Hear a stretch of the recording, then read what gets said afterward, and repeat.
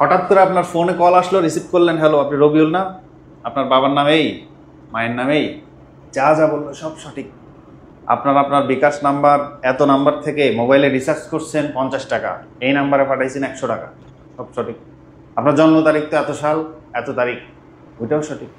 আপনার বিশ্বাস জন্মে যাবে যে এটা আমার অফিস থেকেই ফোন করছে। কোন অফিস? বিকাশ অফিস। খুব দ্রুত আমি 4টা সংখ্যা পাঠাচ্ছি, এটা বলেন, আমি সব কিছু আপডেট করে দিচ্ছি, তা না হলে খুব ঝামেলা হচ্ছে।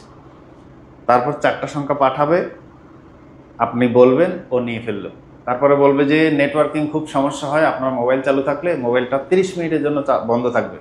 30 মিনিট বন্ধ থাকার পরে আপনি চালু করবেন, সব আপডেট হয়ে যাবে। সরল বিশ্বাস, মোবাইলটা বন্ধ করে দিবেন। এরপরে দেখবেন ওই যে 4টা সংখ্যা নিছে, ওটা দিয়ে আসলে আপনার হোয়াটসঅ্যাপে কন্ট্রোল নিছে। এরপর আপনার বাবা, ভাই, নিকট আত্মীয় স্বজন যাকে বললে টাকা দিবে, সবাইকে মেসেজ দিছে আপনি অসুস্থ, হাসপাতালে ভর্তি আছেন, টাকাটা দ্রুত লাগবে। সবাই টাকা দিছে, আবার কিছু সংখ্যক লোক টাকা দেয়ও নাই। আধা ঘন্টা পর যখন চালু করলেন, দেখলেন যে অনেক লোক টাকা দিছে, অনেক লোক এখনো দেওয়ার প্রক্রিয়া আছে। কেউ কেউ আপনাকে ফোন দিচ্ছে, সুস্থ অসুস্থ, যে আমি তো সুস্থ, আমার তো কিছু হয় নাই। এই যে তুই টাকা চাচ্ছিস, তুই কিন্তু হসপিটাল ভর্তি, এই পরিস্থিতি। সুতরাং আপনি যেটা করবেন, কোনোভাবেই আপনার ফোনে আসা কোনো কোড আপনি দিবেন না।